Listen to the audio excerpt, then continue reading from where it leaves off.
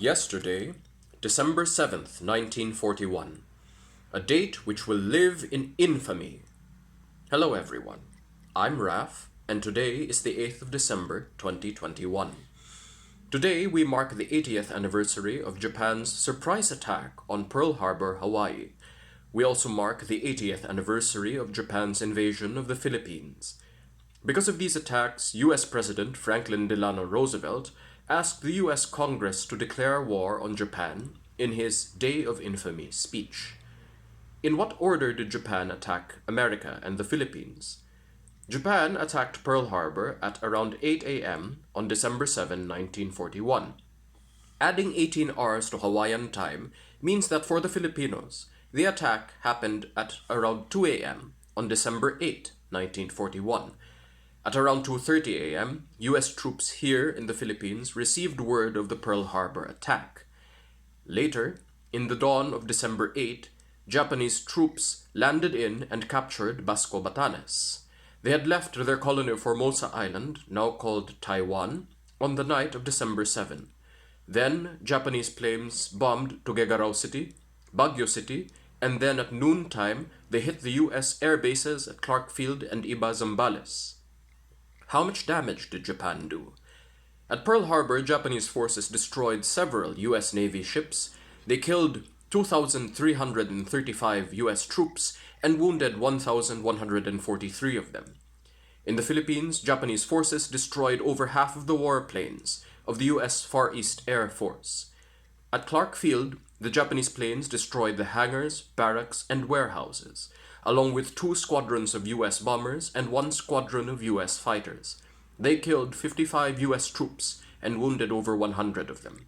The Japanese, upon attacking Iba Zambales Air Base, destroyed it. They also bombed Nichols Field in Makati City at dawn on December 9. The Japanese bombers attacked again on December 10 at Nichols Field again and at Sangli Point, Cavite. On December 9, in Manila, General Douglas MacArthur, commander of the US forces in the Philippines, said that Japan had not yet landed in Batanes. But the Filipinos did not believe him for the following reasons. Firstly, a nightly blackout came into force. Secondly, police checkpoints appeared all over Manila, and those out past the blackout could be shot by the police. Sometimes the frightened policemen shot at each other. Thirdly, people left Manila for the provinces, and the roads were full of trucks, horse carts, and hand carts, loaded with personal possessions of the evacuees. And fourthly, MacArthur called into service the reservists and ROTC cadets throughout the Visayas and Mindanao. On December 10, the Japanese troops landed at Apari. On the 11th, they captured Vigan and Lawag. On the 12th, a separate Japanese force captured Legazpi in Bicol, and Naga City fell to them on the 18th. On the morning of December 20, yet another Japanese invasion force captured Davao City, and then a few days after that, they took Jolo Island.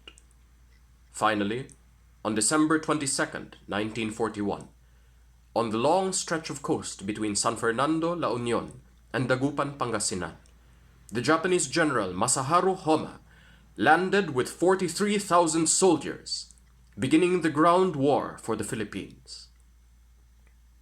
Going back to December 8, 1941, Eastern Time in the United States.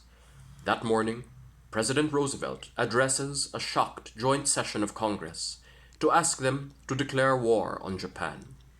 He did not mention, however, the numerous attacks on the Philippines except in passing. Here is his speech.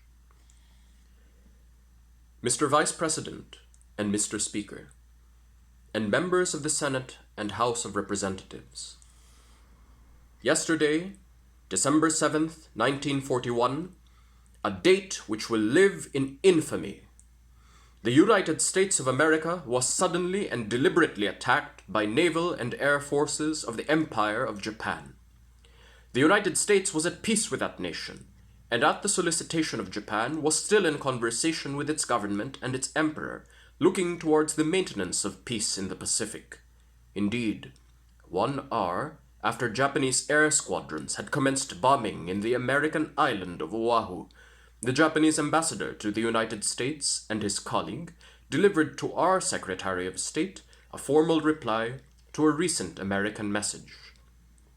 And while this reply stated that it seemed useless to continue the existing diplomatic negotiations, it contained no threat or hint of war or of armed attack. It will be recorded that the distance of Hawaii from Japan makes it obvious that this attack was deliberately planned many days or even weeks ago. During the intervening time, the Japanese government has deliberately sought to deceive the United States by false statements and expressions of hope for a continued peace.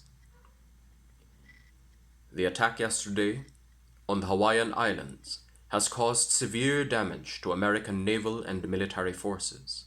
I regret to tell you that very many American lives have been lost. In addition, American shipping has been reported torpedoed on the high seas between San Francisco and Honolulu. Yesterday, the Japanese government also launched an attack against Malaya. Last night, Japanese forces attacked Hong Kong. Last night, Japanese forces attacked Guam. Last night, Japanese forces attacked the Philippine Islands. Last night, they attacked Wake Island, and this morning, the Japanese attacked Midway Island. Japan has therefore undertaken a surprise offensive extending throughout the Pacific area. The facts of yesterday and today speak for themselves. The people of the United States have already formed their opinion and well understand the implications to the very life and safety of our nation. As Commander-in-Chief of the Army and Navy, I have directed that all measures be taken for our defense, but always will our whole nation remember the character of the onslaught against us. No matter how long it may take us to overcome this premeditated invasion, the American people in their righteous might will win through to absolute victory. And I believe that I interpret the will of the Congress and of the people when I assert that we will not only defend ourselves to the uttermost, but will make it very certain that this form of treachery shall never again endanger us. Hostilities exist. There is no blinking at the fact that our people, our territory, and our interests are in grave danger. But with confidence in our armed forces, and with the unbounding determination of our people, we will gain the inevitable triumph, so help us God.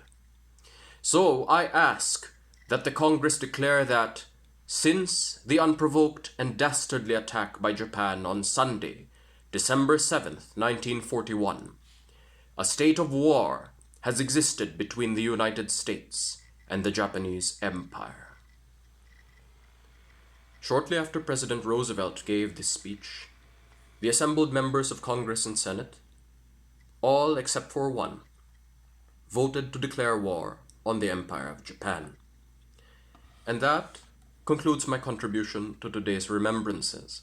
I will post in the description box below this video the links to the text and video of the speech, as well as the title of the book from which I took much of the historical and military data in this video. The book is called The Fall of the Philippines by Louis Morton. As for the jacket which I am wearing, I am not an American soldier, but I simply thought that this jacket would be appropriate for today's remembrances. My name is Raf, and thank you very much for watching. Have a good day.